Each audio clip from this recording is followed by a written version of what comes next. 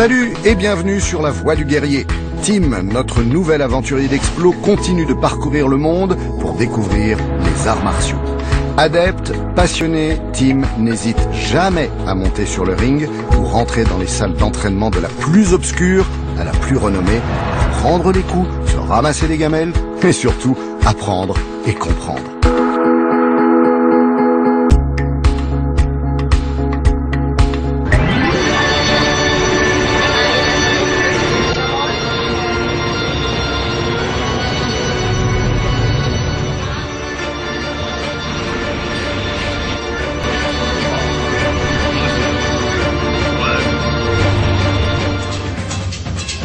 Après ma rencontre avec les lutteurs du Sénégal, j'ai choisi de traverser l'océan. Je vous amène au Brésil, à Rio de Janeiro, une mégapole de 6 millions d'âmes. Au cours des 2 derniers siècles, ce pays a vu se développer une culture du combat unique au monde. Aujourd'hui, ces sports ont même remplacé le foot. Alors qu'est-ce qu'on fait cette semaine? Eh bien, nous allons rencontrer plusieurs grands maîtres d'arts martiaux. Rexon Gracie, Maître Camisa de la Capoeira, Maître Cromado de la lutte libre, bref, toutes les légendes. Ouais, je suis un petit peu impressionné. Et maintenant, qu'est-ce qu'on va faire? Avant, on va faire la sieste, non?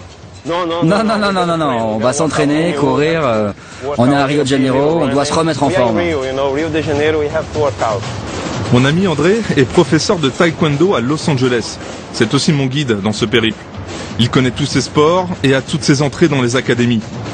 Pour l'heure, il tient à me faire rencontrer mon premier grand maître.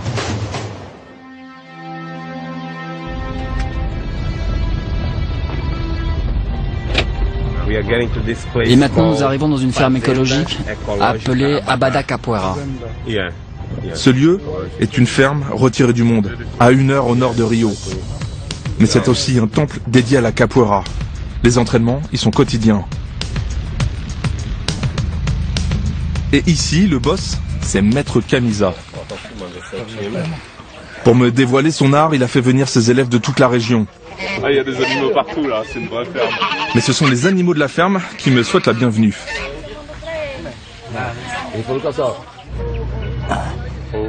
Põe no braço aí, fecha o dedo, fecha a mão assim. Non, non. Ah! Não. Pegou firme? Pegou. Vem cá, vem. J'ai peur qu'elle me mange un peu quand même. Parce qu'elle a l'air un peu joueuse. La capoeira est née avec le Brésil moderne et signifie herbe coupée. C'est la lutte pratiquée par les esclaves. Mais très vite, elle leur fut interdite. Cette danse dissimule en fait un sport de combat redoutable. Au début du XXe siècle, à Rio, la capoeira se pratiquait sans musique et servait souvent à régler ses comptes. Puis Maître Bimba l'a sortie de la clandestinité. Aujourd'hui, le maître des lieux, Maître Camisa, a repris le flambeau. Ici, dans ce centre, on se préoccupe vraiment d'écologie. On tient absolument à vivre en harmonie avec la nature, les animaux, les hommes, l'harmonie au naturel. La capoeira, le nom de capoeira vient de là, du tapis de verdure de la montagne. Les corps se balancent, ils dansent, mais chaque geste est un coup. Les instruments rythment l'affrontement, mais excitent aussi les adversaires. C'est le combat qui se prépare. C'est ça la capoeira. L'homme en communion avec l'eau, le ciel et la nature. Ici, c'est ça notre objectif. Réunir les hommes, les animaux et la nature en harmonie.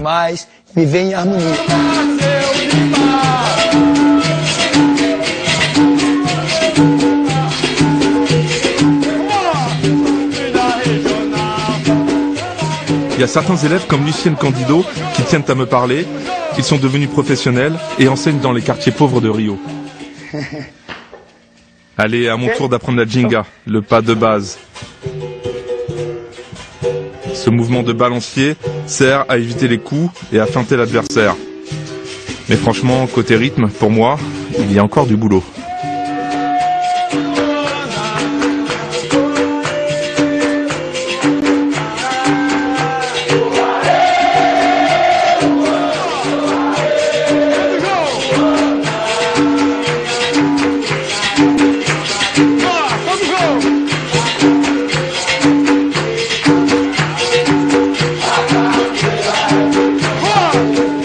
En fait, en voyant ces combattants, je réalise que la capoeira est vraiment très efficace.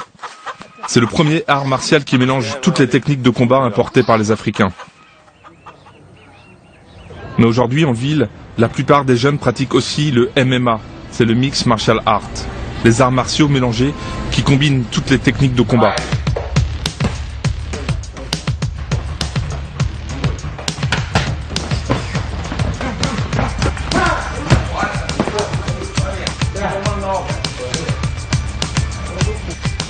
Mitaine au point pour frapper, accrocher, projeter l'adversaire. Les combattants du Renovation Fight Team travaillent leurs conditions physiques. Implantée dans un quartier populaire, l'académie abrite des graines de champions. Et ce club est encadré par Marcio Cromado. C'est très difficile de parler de cette relation avec un maître, un éducateur. Dans cette situation, ça tourne vite à une relation de père à fils. C'est quelque chose de très paternaliste. C'est comme moi quand j'étais plus jeune. Ici au Brésil, c'est courant que la mère se sépare du père. Donc c'est normal que l'entraîneur, l'éducateur, le professeur prennent la place du père. Ça se fait très naturellement. Avec mes élèves, les relations sont très bonnes.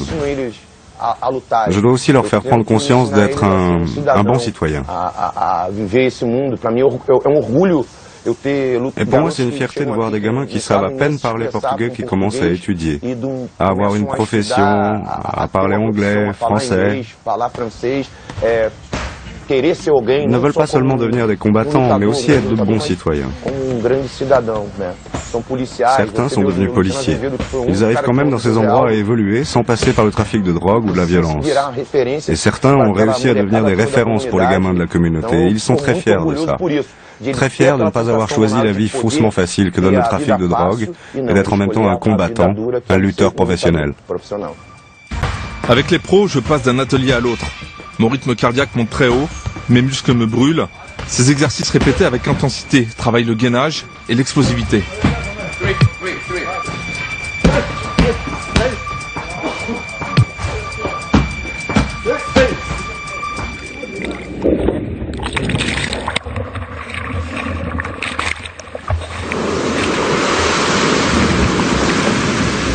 Voici Rickson Gracie.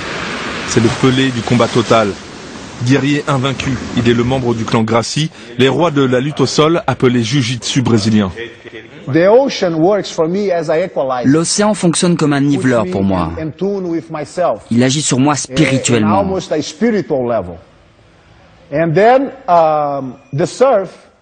Le surf me permet de rester en contact avec l'eau. Je ne me mets pas la pression pour être un bon surfeur, aucune pression pour maîtriser une technique, contrairement à certains de mes amis, aucune pression pour être le meilleur. Le Jiu-Jitsu donne en quelque sorte du pouvoir à chacun. Pour être à l'aise sur l'eau, vous devez d'abord être à l'aise en tant qu'homme, car les autres vont essayer de vous intimider et de vous voler votre vague.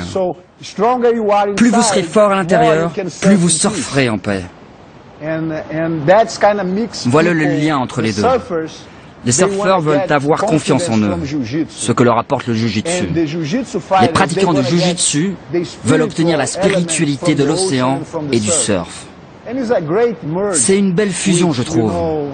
Je ne pourrais pas vivre sans le surf et je ne pourrais pas vivre sans le Jiu-Jitsu.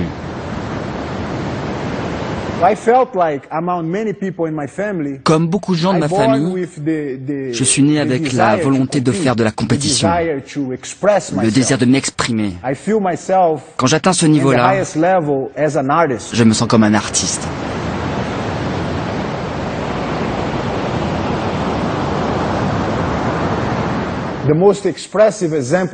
L'exemple le plus frappant de ma vie, c'était lors de mon premier combat professionnel, contre King Zulu, à Brasilia. J'avais 19 ans, et lui avait déjà la trentaine passée. Il pesait 20 kilos de plus que moi.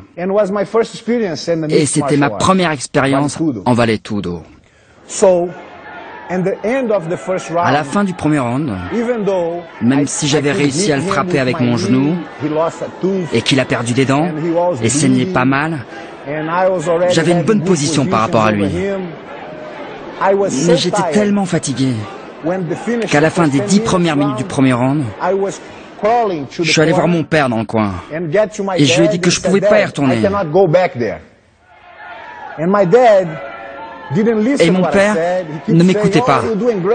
Il me disait que je me débrouillais bien, que je devais y retourner et le botter les fesses. Après ça, mon frère a pris un seau d'eau glacée et me l'a versé dessus.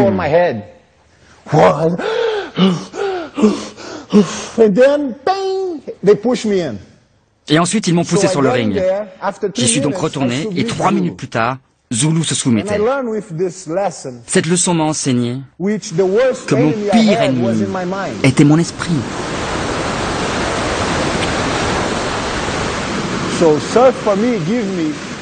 Alors le surf me permet d'avoir une totale maîtrise de moi. Et en plus de gérer une force parfois incontrôlable.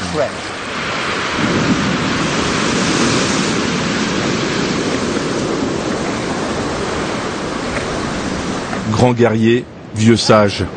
Nous sommes nombreux à avoir mis nos pas dans les siens. Adolescent, grâce à l'arrivée d'Internet, je regardais ces combats avec la même ferveur que mes copains supporters de foot. Maintenant, je vous présente Euclide Pereira, 72 ans, 30 années de ring. J'ai vérifié son palmarès. Il a gagné 300 combats. À l'époque, c'était le roi du Vale Tudo, qui veut dire tout est permis en brésilien. Euclide me montre ses frappes avec les paumes. Les mains ouvertes font plus mal que les poings fermés, m'assure-t-il. Je le crois sur parole, d'autant plus qu'il revendique une dizaine de KO, rien qu'avec cette technique. Pour ce cours, le vieux combattant ne me touche pas, mais je sens la puissance de ses coups. Et franchement, je n'aurais pas aimé être face à lui sur un ring.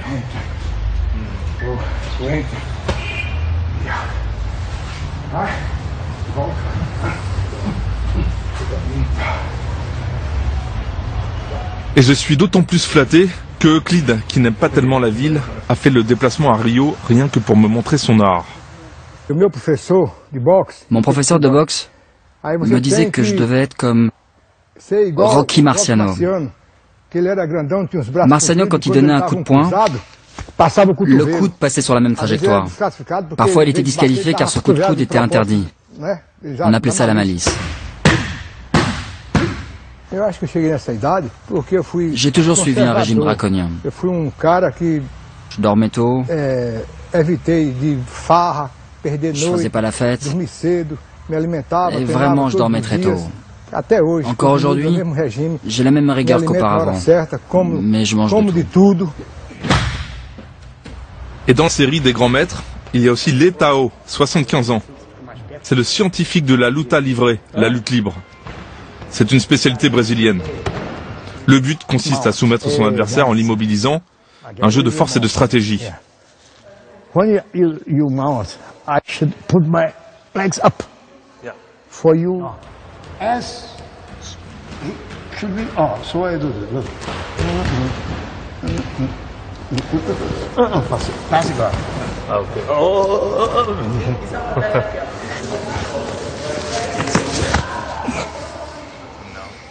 En lutte livrée, tu ne blesses pas l'autre. Tu ne lui froisses rien. Et tu dois lui donner la possibilité de s'échapper à chaque fois. Leitão entreprend une prise de jambe avec moi. Et là, pour moi, c'est impossible de bouger. Au moindre mouvement, mes deux jambes peuvent se briser instantanément.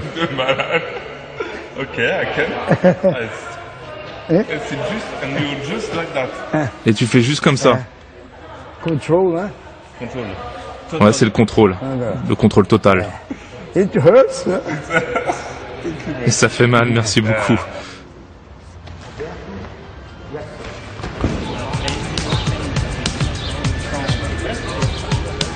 Après quelques jours passés à Rio, je dois bien admettre que la ville s'apprivoise.